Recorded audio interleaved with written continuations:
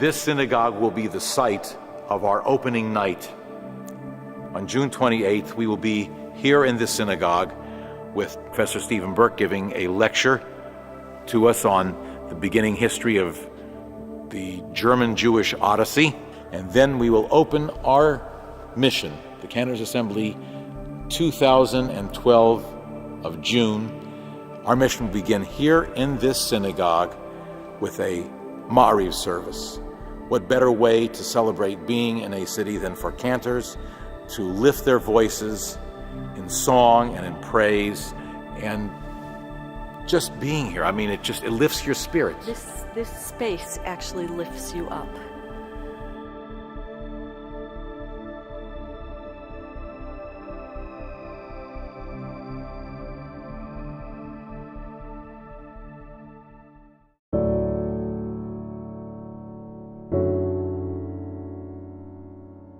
We are sitting here in the synagogue, which was Lewandowski's synagogue. So this is where all the famous tunes you know, like Matovu or like Tzaddik Katamal come from. They were written for this place.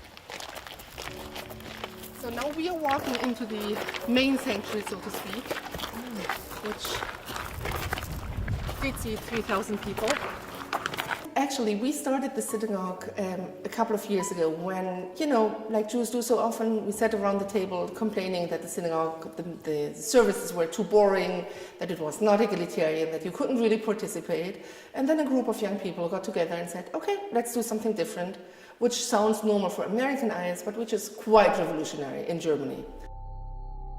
On Shabbat morning, we will not only be honoring the memory of the great Chormeister, great choir master and composer Louis Lewandowski, and a number of other German Jewish composers, but we'll be honoring this place. And also here I am standing with two of my colleagues who are representative in the best sense of female Klei Kodesh, female clergy, and we are in this place which was so progressive and is such a beacon of light to us that in 1935 there was a woman rabbi in this community. It's really, for me, it's a great honor to be the second rabbi of the Berlin Jewish community, because my predecessor, was Rabbi Regina Jonas, who was ordained in 1935. She stayed with her congregation, didn't leave, didn't go into exile, and so she was killed in Auschwitz. I'm enthralled. I can't tell you how it's just. It's a wonderful space. I mean, it's a powerful space. You do. You feel it standing here. So this is the capital of what was considered to be the greatest Jewish music. So we're so honored.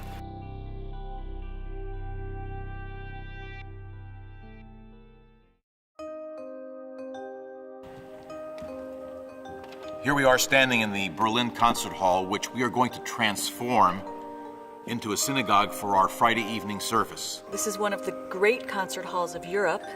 It was originally built in 1823. It was bombed in World War II, and interestingly enough, it's the communists who resurrected it in the 80s. And they built it according to the original 19th century plans in all its detail, which you can see as you look around here and you see the marble and the pillars and the busts of great composers. One of the first people to perform in here after it was rebuilt was Leonard Bernstein. So we're following in great footsteps once again. You might ask, why would we have a service in a concert hall? One is that we have people who are with us who are Shomer Shabbat, and this place is close for them to be able to walk from their hotel. Two, we want to really do something in the style of the 19th and 20th century, which is with organ. And the organ of this concert hall is considered to be one of the great organs in the city. And three, we know that many of the people here, many of the Jews in this city, are going to want to join us that evening and be able to interface and meet with us to share Shabbat.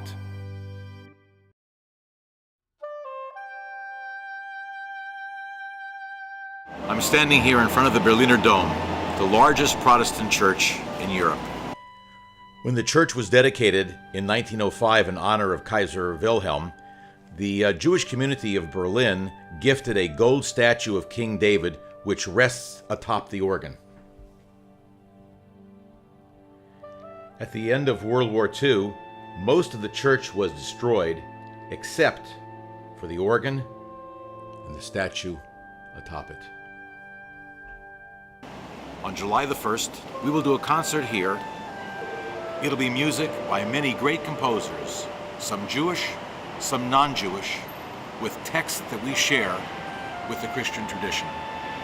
The idea of Hine ma tovu manayim, shevet achim gam yachad, behold how beautiful it is that we can dwell together as brothers and sisters.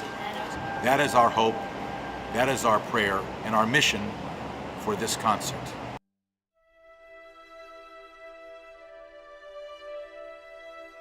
AJC has been involved in German Jewish affairs since before World War II, of course, but after World War II.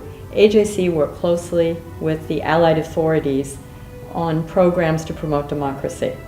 A large Cantors Assembly mission here in Germany will certainly focus attention on modern Jewry. It will focus attention again on history because of inevitable parallels, and it can bring, in a positive way, move that history forward. Please join us for our wonderful mission to Germany in 2012.